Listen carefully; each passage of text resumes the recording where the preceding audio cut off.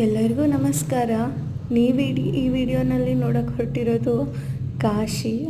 ಕಾಶಿ ಅಂತ ಅಂದರೆ ಗೊತ್ತಲ್ವಾ, ಇದನ್ನು ವಾರಣಾಸಿ ಹಾಗೂ ಬನಾರಸ್ ಅಂತಲೂ ಕರೀತಾರೆ. ನೀವೀಗ ನೋಡ್ತಿರೋ ಅಂಥ ಜಾಗಗಳನ್ನ ಘಾಟ್ಸ್ ಅಂತ ಕರೀತಾರೆ. ಕೆಲವೊಬ್ಬರು ಪ್ರಸಿದ್ಧವಾದ ವ್ಯಕ್ತಿಗಳು, ಮಹಾರಾಜರು, ರಾಜರು, ಮಹಾರಾಣಿಯರು ತಮ್ಮ ಕೊನೆ ಕ್ಷಣದಲ್ಲಿ ಅವರಿಗೆ ಮೋಕ್ಷ ಬೇಕು ಅನಿಸಿದಾಗ ಈ ರೀತಿ ಒಂದು ಕಟ್ಟಡವನ್ನು ನಿರ್ಮಿಸಿ ಕಾಶಿಗೆ ಬಂದು ಅವರು ಅಲ್ಲಿ ನೆಲೆಸಿ ತಮ್ಮ ಪ್ರಾಣತ್ಯಾಗ ಮಾಡಿರೋದು ಇದೆ. ಇಲ್ಲೆಲ್ಲ ನೀವು ನೋಡ್ತಿರ್ಬೋದು. ಇಲ್ಲಂತೂ ನಾವು ಕೇಳಿರೋ ಪ್ರಕಾರ ಕಾಶಿಯಲ್ಲಿ ಹೆಣಗಳನ್ನ ಸುಡ್ತಾರೆ, ನೀರಿನಲ್ಲೆಲ್ಲ ತೇಲ್ತಿರುತ್ತೆ. ಹಾಗೆಲ್ಲ ಇಲ್ಲ. ಇದು ಸಂಪೂರ್ಣವಾಗಿ ಗಂಗೆ ಮಾತೆ ತುಂಬ ಶಾಂತವಾಗಿ ಹರಿತಿದ್ದಾಳೆ. ನೀವೀಗ ನೋಡ್ತಿರೋದು ಇದು ಮಣಿಕರ್ಣಿಕಾ ಘಾಟ್ ಅಂತಾರೆ.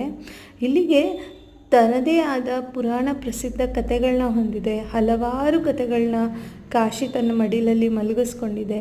ಕಾಶಿಯನ್ನು ಎಷ್ಟು ನೋಡಿದ್ರೂ ಮುಗಿಯಲ್ಲ. ಇವಾಗ ನಾನು ಹೋಗಿದ್ದಂಥ ಪ್ರವಾಸಕ್ಕೆ ಹೋಗಿದ್ದಂಥ ಟೈಮಲ್ಲಿ ನಾನು ನೋಡಿದ್ದು ಕಾಶಿಯನ್ನು ಕಾಲು ಭಾಗ ಅಷ್ಟೆ. ಬಟ್ ಕಾಶಿಯಂತೂ ತುಂಬ ವೈವಿಧ್ಯಮಯವಾಗಿದೆ ಹಾಗೂ ಇದು ಎಲ್ಲರ ಪ್ರಸಿದ್ಧ ಮನಮೋಹಕ ತಾಣವಾಗಿರುತ್ತೆ.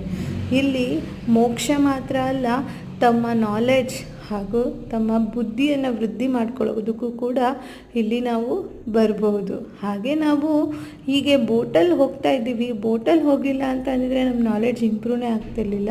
ಹಾಗೆ ಬೋಟಲ್ಲಿ ಹೋಗೋದಲ್ಲದೆ ನಾವು ಲಾಸ್ಟಲ್ಲಿ ನೋಡಿದ್ದು ಗಂಗಾ ಆರತಿ. ಇಲ್ಲಿ ಅಂತೂ ಈ ಕಾಶಿಯಲ್ಲಿ ಹೇಳೋದೇ ಆದರೆ ಶಿವ, ಪಾರ್ವತಿ ಮತ್ತು ಗಂಗೆ ಇಬ್ಬರನ್ನೂ ಕೂಡಿ ಈ ಕಾಶಿಯಲ್ಲಿ ನೆಲೆಸಿ ನಮ್ಮ ಜೀವನನ ಪಾವನ ಮಾಡ್ತಿದ್ದಾರೆ ಅಂತ ಹೇಳ್ಬೋದು.